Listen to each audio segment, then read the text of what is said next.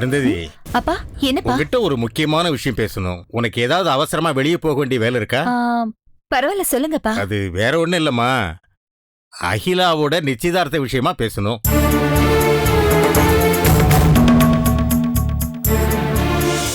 நம்ம ஊர்ல இருக்கிற சொந்த பந்தங்களுக்கெல்லாம் நானே நேரடியா போய் அகல்யாவோட நிச்சயதார்த்தத்துக்கு முறைப்படி கூப்பிட போறேன். நீ என்ன பண்ற? உன்னுடைய மேலதிகாரிங்க, உனக்கு தெரிஞ்சவங்க, ஃப்ரெண்ட்ஸ் எல்லார்கிட்டையும் அகிலாவோட நிச்சயதார்த்தத்துக்கு கட்டாயமா வரணும்னு சொல்லு. அப்பா, அகிலாவோட நிச்சயதார்த்தம்னு சொல்லி எல்லாரையும் கூப்பிட ஆரம்பிச்சிட்டீங்களா? சே, என்னம்மா சொல்ற? உன்கிட்ட சொல்லாம நான் எந்த ஒரு காரியத்தை செஞ்சிருக்கேன்? உன்கிட்ட சொல்லிட்டு தான் நம்ம சொந்த பந்தங்களுக்கே சொல்லான்னு இருக்கேன் இப்போ. இல்லப்பா, அது வந்து இந்த நிச்சயதார்த்தம். என்னம்மா, நிச்சயதார்த்தம் நடக்கிற அன்னைக்கு உனக்கு லீவு கிடைக்காத மாதிரி ஏதாவது இருக்கா? எனக்கு லீவு கிடைச்சாலும் இந்த நிச்சயதார்த்தம் நடக்காதுப்பா.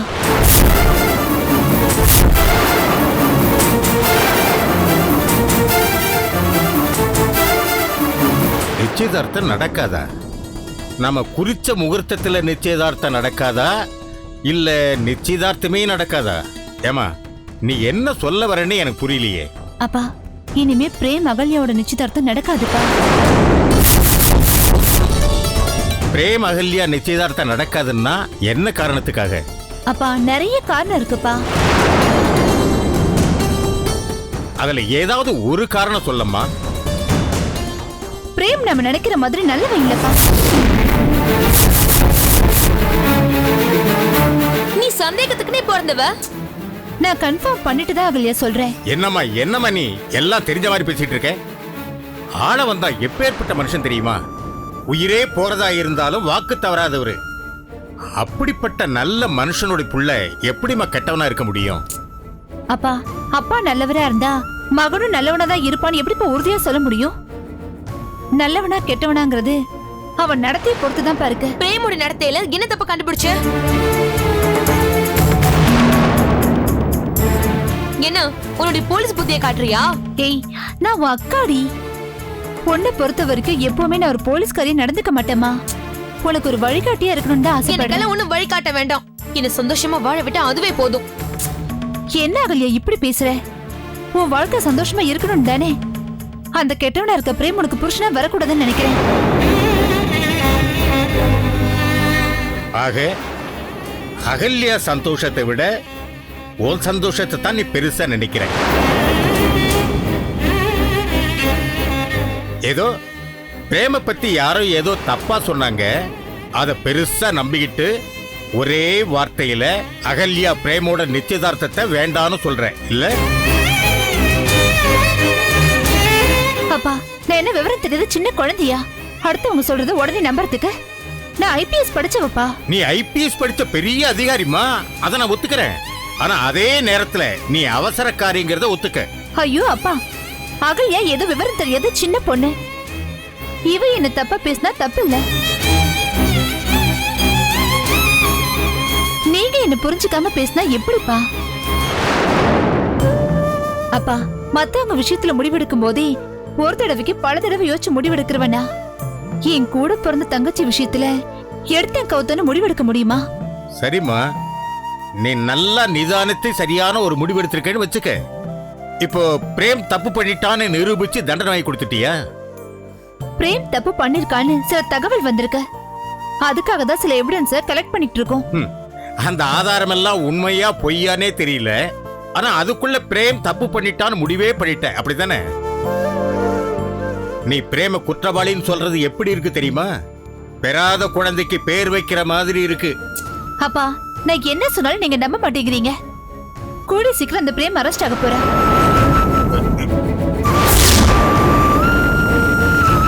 அவ அரெஸ்ட் ஆவான் பாருங்க, அப்ப உங்களுக்கு தெரியும் இந்த அருந்ததி அறிவாளியா இல்ல அவசரக்காரியான்னு.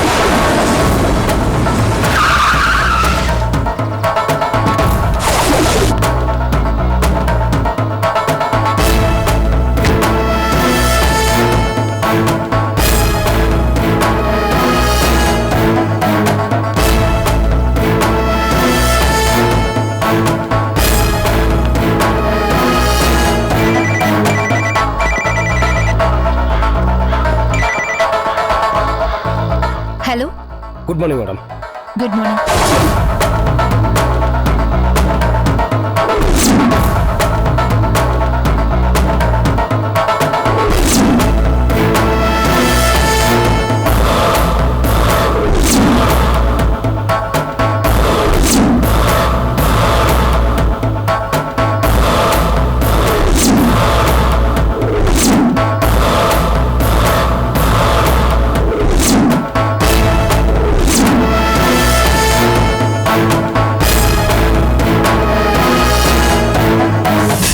ஓகே மிஸ்டர் ஸ்ரீகாந்த், நான் உடனே கிளம்பி வரேன்.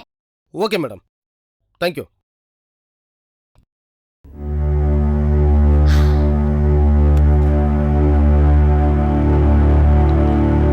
அப்பா, எந்த சூழ்நிலையிலும் பிரேம் அகல்யா நிச்சயதார்த்தம் நடக்காது, நடக்கவும் கூடாது.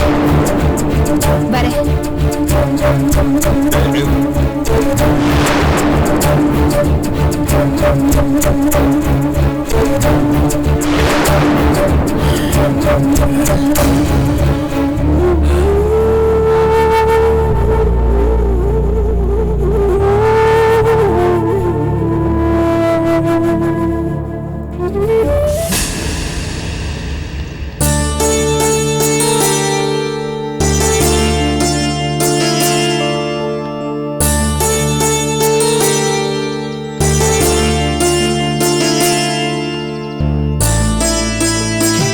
ஏன் எனக்கு இந்த நிலைமை?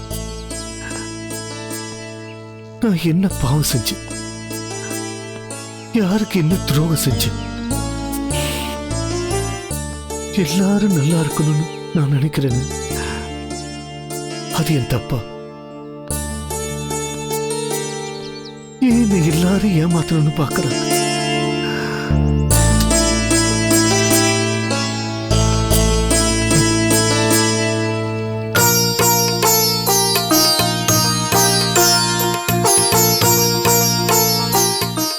நாயகி, உனக்கு தான் நல்ல பரதநாட்டியம் ஆட வரும், அதுதான் உனக்கு ரொம்ப பிடிக்கும்னு அப்பா சொல்லியிருக்காரு. ஆமா, அதுல என்ன சந்தேகம்? இல்ல, உன்னை கோயிலுக்கு கூட்டிட்டு போயிட்டு வரும்போது உனக்கு ஏதாச்சும் வாங்கி கொடுக்கலாம்னு நினைச்சேன். யார் இல்லைன்னு சொன்னது? அங்க சலங்கை இருந்தது, நீ அதை வாங்குவான்னு பார்த்தா சம்பந்தமே இல்லாத இதை வாங்கியிருக்க. எனக்கு பிடிக்கும், அதான் வேணும்னு கேட்டேன். பிடிச்சா மட்டும் போதுமா? உனக்கு இது வாசிக்க தெரியுமா? தெரியுமே. போய் வாசிச்சு காமிச்சா பாப்போம், வா போலாம்.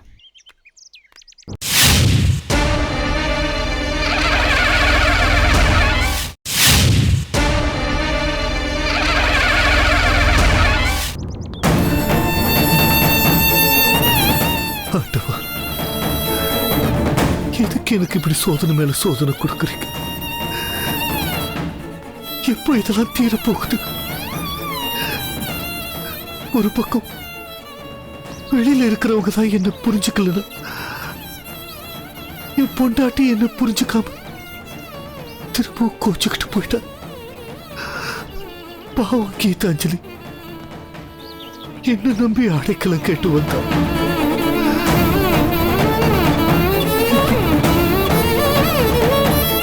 என்னால அவளும் நடுத்தருவுல நிற்கிறான்.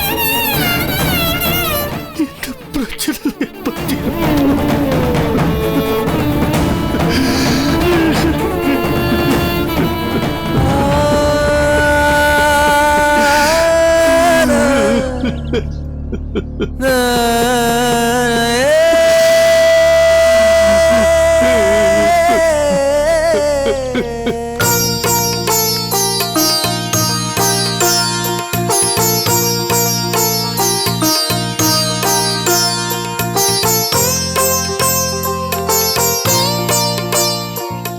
புல்லாங்குழல வாசிக்கிறேன்னு சொன்ன, இப்ப வாசிச்சுக்காம.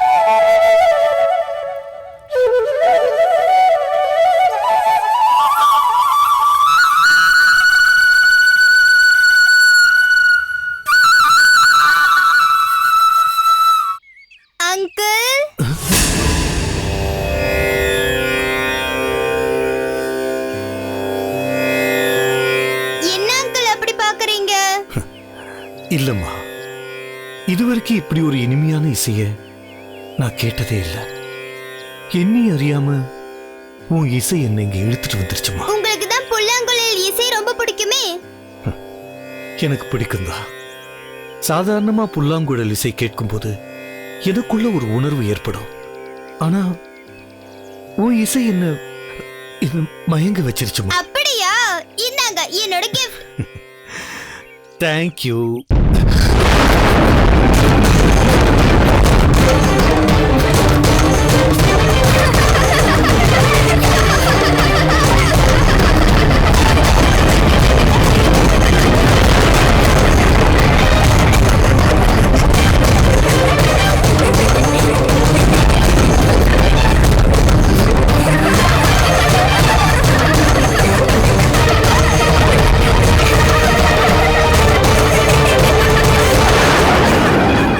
எனக்கு வேணாம்.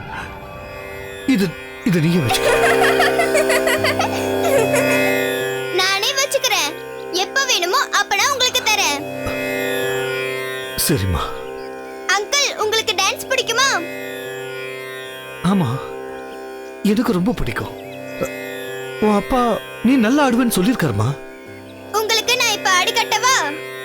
சரிம்மா, ஆடி காட்டு. நான் டான்ஸ் ஆடுறேன்.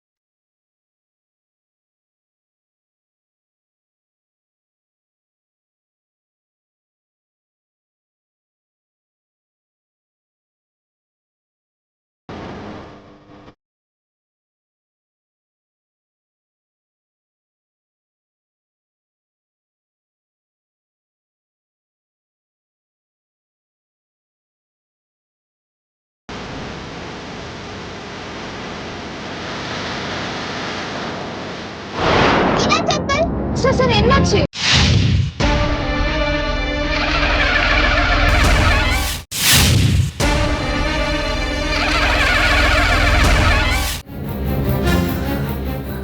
தெரியலம்மா, என்னையும் அறியாம ஏதோ ஒரு நினைவுகள் என்னை இழுத்துட்டு போகுதுமா.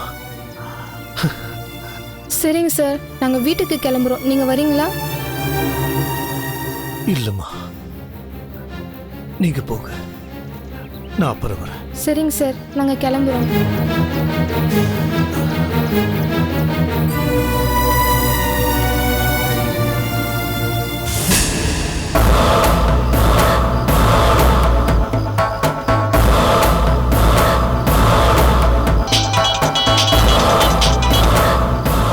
Hello sir. அந்த பொண்ணுக்கிட்ட ஜிபிஎஸ் செட் பண்ணியிருக்கு. அலர்ட்டாக இருங்க. Okay sir. Okay, fine. Thank you sir.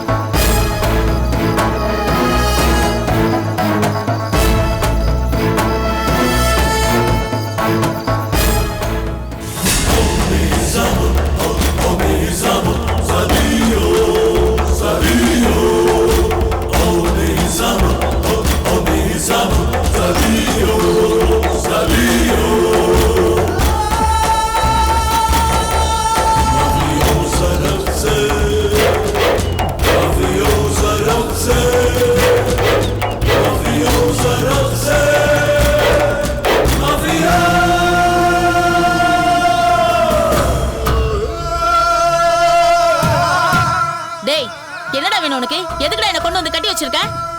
எனக்கா? எனக்கு பணம் வேணும்டி. மணி மணி ஐ வாண்ட் மணி. உனக்கு ஏதாவது மூளை இருக்கா? பணம் வேணும்னா பணக்கார பொண்ணை கடத்த வேண்டியதானே? நான் வேலைக்கு போனா தானே என் குடும்பமே சாப்பிடும். என்ன கடத்தி உன் டைமை வேஸ்ட் பண்ற? உன்னோட அழகும் இளமையும் போதும்டி. இன்னும் கொஞ்ச நேரத்துல நான் எதிர்பார்க்கிற பணம் எனக்கு கிடைச்சிரும்டி. பிரேமி நீங்க வர சொல்லிட்டு எங்க போய் தொலைஞ்சான்னு தெரியலையே. அவன் எங்கேயும் போய் தொலைலடி. உன்னை இங்க தொலைச்சிட்டு பிரேம் போயிட்டான். என்ன உளற? பிரேம் மட்டும் இங்க இப்ப வந்தா நீ தொலைஞ்ச.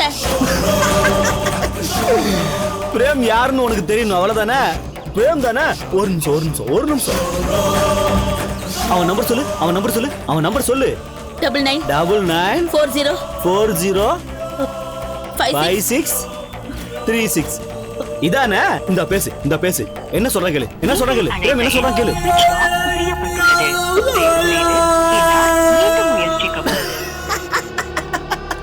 இப்போ தெரியுது அவன் யாருன்னு. உன்னை உண்மையா காதலிக்கிறேன்னு சொல்லி காதலிச்சிருப்பான். வெளியூர் ஓடி போய் கல்யாணம் பண்ணிக்கிறேன்னு சொல்லியிருப்பான். போன் பண்ணி இங்க வர சொல்லியிருப்பான். நீ அதை நம்பி வந்திருப்ப.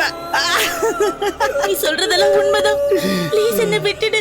என்ன ஒண்ணு பண்ணிடாத, விட்டுடு ப்ளீஸ். என்னது? விட்டுருவா? வித்துடுன்னு சொல்லி வித்துடுற. ஆனா விட்டுடுன்னு சொன்னா எப்படிமா? என் கேரக்டரே நீ புரிஞ்சுக்க மாட்டியே.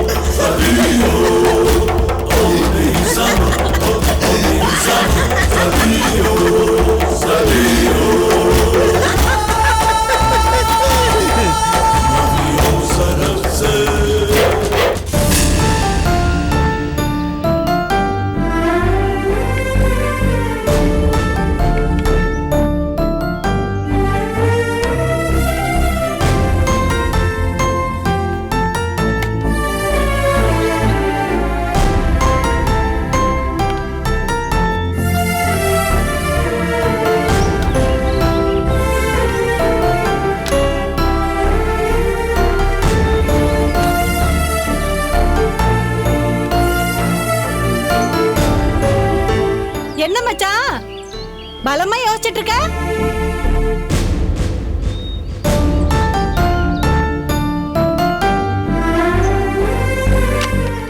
என்ன மச்சான் நான் பாட்டு கேட்டுக்கிட்டே இருக்கேன். நீ ஆடாம அசையமா புடிச்சு வச்சு புள்ளையார் மாதிரி உட்கார்ந்துட்டு இருக்க. அதானே நானும் பொழுது வெடிஞ்சதுல இருந்து பாக்குறேன். கப்பலே கவுந்து போன மாதிரி உட்காந்துன்னு இருக்கிறாரு மச்சான். ஏன் மச்சான் வள்ளிமக்கா கேக்குறாங்க, அவங்களுக்கும் பதில் சொல்ல மாட்டீங்க. நான் கேக்குறேன், எனக்கும் பதில் சொல்ல மாட்டீங்க. ஏன் மச்சான் பேசுனா என்ன முட்டா உந்து போயிடும்? பேசு மச்சான். இப்ப என்னதான் உன் பிரச்சனை? இப்படி எதுவுமே பேசாம ஜட மாதிரி உட்கார்ந்திருந்தா என்ன அர்த்தம்? ஏய், இப்ப உங்க 2 பேருக்கு என்ன வேணும்? ஒண்ணு வேண்டாம். ஏன் இப்படி இஞ்சி தின்ன குரங்கு மாதிரி என்னவோ உம்முன்னு இருக்கீங்க? அதுக்கு பதில் சொல்லுங்க போதும். இல்ல, நம்ம சாதி சனத்துல இது வரைக்கும் நம்ம கட்டுப்பாட்டை மீறி யாரும் எதுவும் பண்ணதே கிடையாது. அது நம்ம சாதி சனத்தோட கட்டுப்பாடு மச்சான்.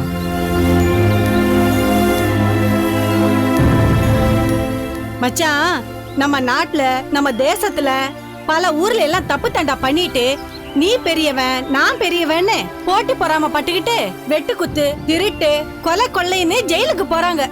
கேசு கீசுன்னு கோர்ட்டுக்கு போறாங்க. இது வரைக்கும் நம்ம சாதி சனத்துல போலீஸ் ஸ்டேஷன் போயிருப்போமா இல்ல கோர்ட்டுக்கு தான் போயிருப்போமா?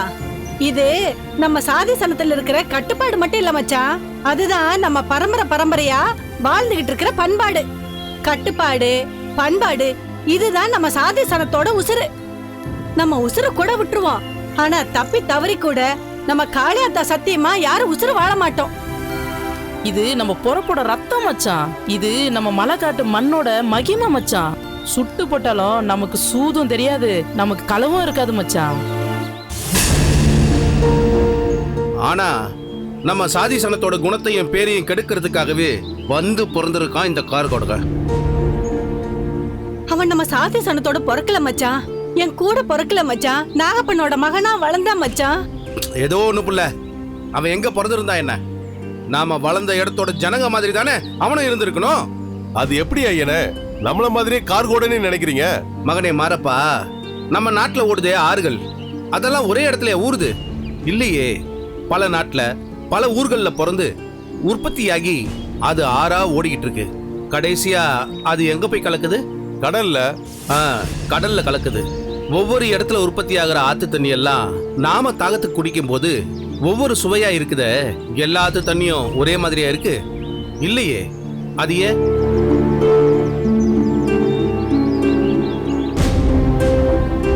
ஐயனே, ஒவ்வொரு ஆத்து தண்ணியும் ஒவ்வொரு மாதிரி இருக்குன்னா அந்தந்த ஆறு ஓடுற மண்ணை பொறுத்து.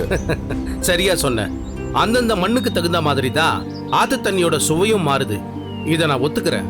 கடைசியா அந்த ஆறெல்லாம் கடல்ல போய் கலக்கும் போது குடிச்சா என்ன ருசியா இருக்கும்?